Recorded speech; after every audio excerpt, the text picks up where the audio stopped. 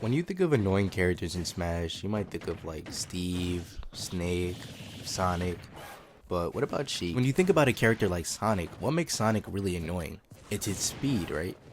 When you think about Sheik, what makes Sheik really annoying? It's her speed. What I'm going to be talking about today is why I think Sheik is such a underrated character. My biggest tip, and I will say this to get kills on Sheik because I know that that is the biggest issue that new players face, old players face, everything. My biggest tip on Sheik that I learned is that you have to stop giving your opponent time to think. It's that simple. Stop giving your opponent time to think. A good example of that is the gameplay that you just saw. I hit the opponent, he's off stage to the right, I immediately look for the stock confirm. I cover the easiest ways I found to get stock confirms with Sheik because it is very hard. Let me tell you, it's something that you have to really look for sometimes and something that you have to really pre-plan in your head. So Sheik has 3 main kill confirm options, really 4, and I'll get into that. The first one is bouncing fish. Second is forward smash. I don't even want to hear it. Third is forward B. That's your bomb. And the last one is your up B. That's your recovery. Bouncing fish is good, as we all know, to get the opponent off stage. It's good recovery, getting back on stage. It's just a good move in general. It has good range. It has good air recovery. Like, let's say you do a bouncing fish in the air and you miss, you can immediately do a neutral to follow up, and that will sometimes hit the opponent as well. This one is the forward smash, and I will say it's the forward smash because it sends the opponent flying in a direction, and after that you can follow up with the bouncing fish if that doesn't confirm the stock. Forward smash is very useful, and it's something that you have to look for sometimes because the opponent's not going to give it to you. Third one is forward B, and it's your bomb, and I will say, yes, it's annoying. Yes, you have to use it a lot.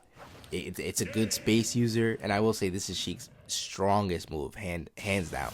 It's a way to be in 2 places at once. Think about it. If you're holding left side on the stage and I throw a bomb onto the right side on the stage, technically, I'm now on the right side of the stage because I just hit you on the right side of the stage, if that makes sense. Now, you're hit on the right side of the stage and I can rush in and now I have an opening.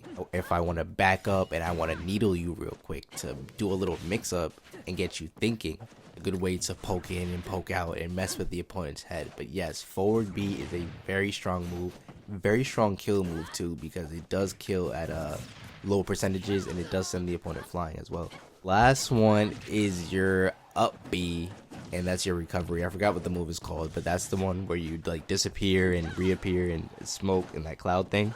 It's very powerful. It's a good recovery, but it does a lot of damage also if you hit the opponent just right. And I will say this because I have won a lot of games, and I noticed that I don't want to say tricked the opponent, but I have done a mix-up where I have never killed you with this move, or I have never done this move in game.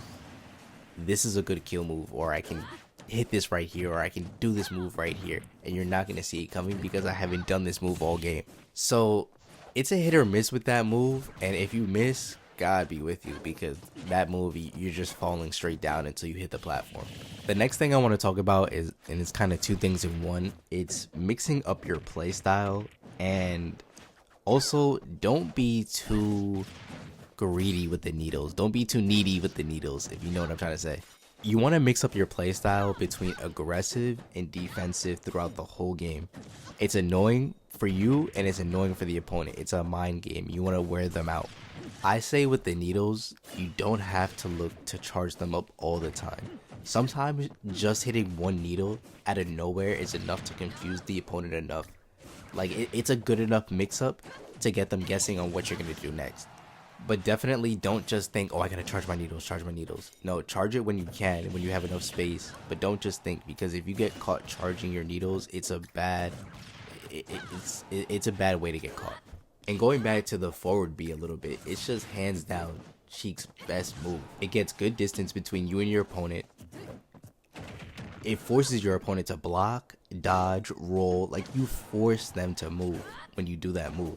Also, if you're on the left side of the stage and let's say your opponent is attacking and they're trying to come in, and I know, like, let's say they jump in the air and I know where they're gonna land, I can put a bomb right there where they're gonna land, and now that forces them to either back up, come into me more, or I can then hit them with a different move, or you know, it's just so much that you could do. It's a good edge guard also, and you can hold it to go out further. It's just such a great move. Oh, with everything positive being said, there are some downsides.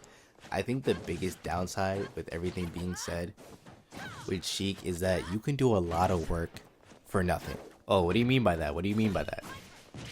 You could do combo here, bomb here, prediction, prediction, prediction.